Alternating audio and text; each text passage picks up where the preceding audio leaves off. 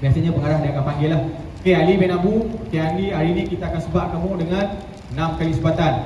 Anda tidak buat apa-apa rayuan kat mahkamah, okey, pemeriksaan kesihatan akan baik. Hari ni kita akan sebat kamu dengan 6 kali sebatan. Dia akan menganggap faham lah, cukup dengan dia lah. Dah selesai. Untuk persalahan sivil, dia tak akan pakai baju. Kita akan pakaikan dia satu seluar pendek yang telah dipotong di bahagian punggung dia. Seluar pendek tapi belah belakang kain dah tak ada dah, kita potong petak, supaya nanti bila kita ikat punggung ni terkeluar lah kat sini. Okay, kalau dahulu pakai satu kain untuk tutup di bahagian hadapan, kita ikat di bahagian pinggang macam cawat, tapi sekarang dia pakai seluar. Okay, dan kita akan kumpulkan beberapa pegawai tukang sebat dan juga pesalah lah. Kita tak akan buat sehari seorang, besok orang lain, tak. Seminggu, 2 minggu kita akan kumpul, semua sekali jalan sekali. Okay, so dia akan beratur lah. Kalau ada 20 banduan, total sebatan ada 65 sebatan daripada 20 tadi. Ada yang 3, ada yang 1, ada yang 5. Macam tu lah, campur. Seorang saja yang akan datang, lagi 19 banduan tu kita akan asingkan di bilik yang lain. Dia bukan duduk macam tuan-tuan macam sekarang ni, tak. Seorang je duduk kat tripod ni, lain asing. Okay, dan kita akan ikat tangan, lebih kurang macam ni lah, tangan, pinggang dan juga kaki. Yang ni adalah pad yang kita pasangkan kat badan dia, pinggang dia, supaya dia tak bergerak. Dan salah satu lagi fungsi dia untuk mengelakkan rotan daripada terkena di bahagian lain lah. Okay, dan kaki pun sama kita akan ikat. Dan akan ada 1 ataupun 2 orang pegawai, tukang sebat yang tidak merotan pada ketika itu, dia akan duduk di bahagian hadapan.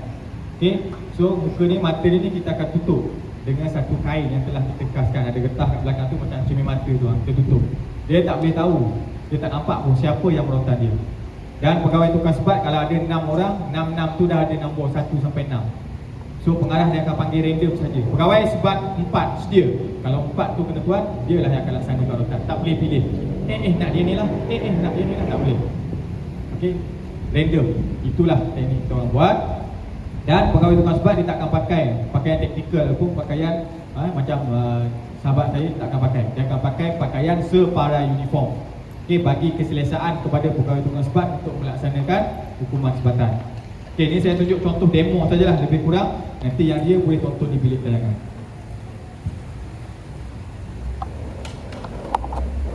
Okay, contoh sebatan. Pegawai tukang sebat, dia akan tuduhkan dia, seorang pegawai kanan dia akan bagi koman lah, arahan. Pegawai tukang sebat ni dia akan dengar arahan dan ikut sahaja.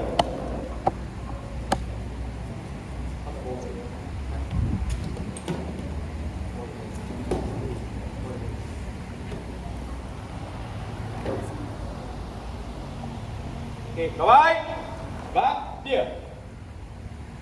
3 kali sebatan, masa sendiri. Kiraan 1.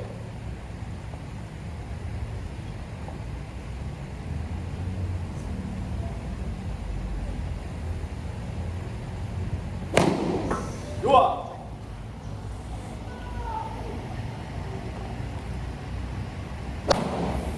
3.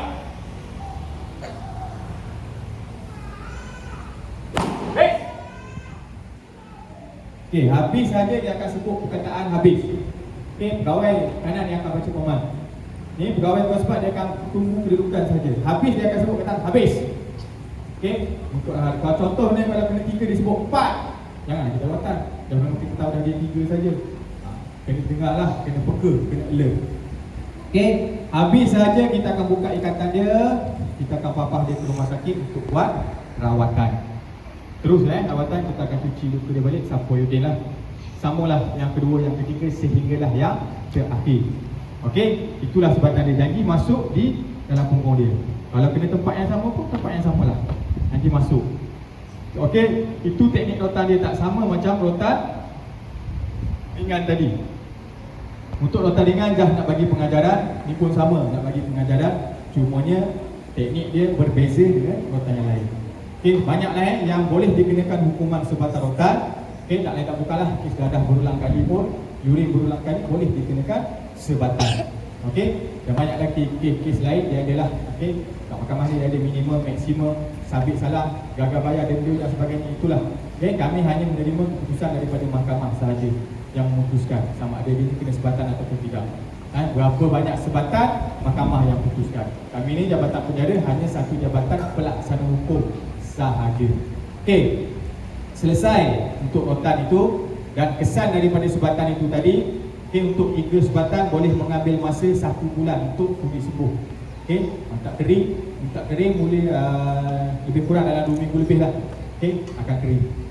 Kalau 24 kali sebatan, tuan-tuan kali sendirilah dengan saya sebut tadi. Pada 3 sebatan tu sebulan ambil masa. Tapi kalau dia kena 24 kali sebatan, kemungkinan dia tak akan balik ke blok penempatan dia. Dekat atas dia akan duduk dekat klinik saja. Dekat klinik biasa kat penjara besar dia dah ada siap sedia dah. Satu sick bay dia panggil. Tempat kat situ, pesalah yang kena rotan dia akan duduk kat situ. Sebab kalau totally 24, total punggung dia memang pecah habis. Okey. Kalau pecah habis dia nak berjalan, mungkin risiko kepada dia. Mungkin boleh hitam di dalam sebagainya. Kita akan rehat di situ. So doktor boleh on the spot. Okey. Ada boleh rawat dia. Kalau dalam naik tangga 2, landing 2, jatuh dan sebagainya, risiko kepada dia. Semua tu kita jaga. Semua saya tak cerita secara terperinci kepada tuan-tuan. Okey. Okey, itu untuk rotan Dan dia akan susah nak buang air besar, susah nak tidur malam. Nak tidur pun dalam keadaan menerap sahaja. Okey, itu untuk rotan sivil lah.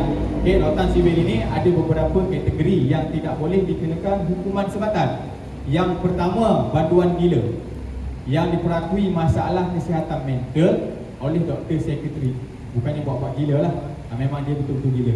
Okey, seterusnya, banduan yang berumur lebih daripada 50 tahun.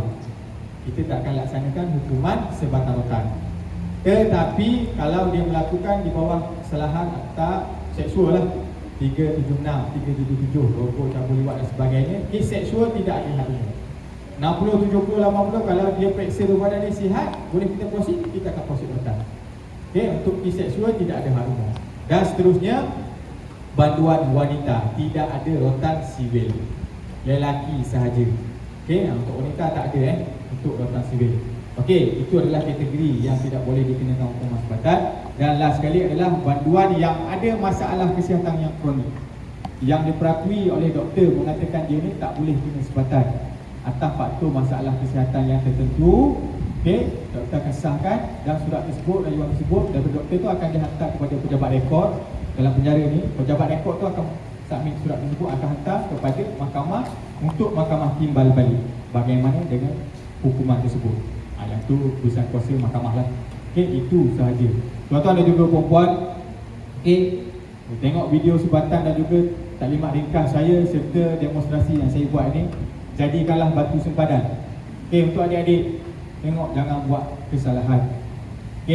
Cuba dekat sekolah kalau ada masalah dekat sekolah, jangan kita ambil keputusan sendiri. Kawan kita pukul kita, tak payah kita pukul balik. Tak payah kita nak buat balas balik. Angkat tangan ataupun pergi bilik guru, maklum kepada guru.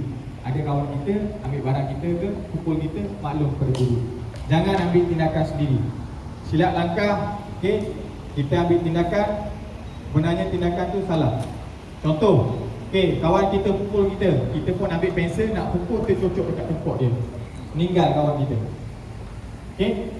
Apa kita nak buat? Kat dalam, bawah umur duduk-duduk, nanti masuk kat dalam penjara. Macam mana sekalipun kita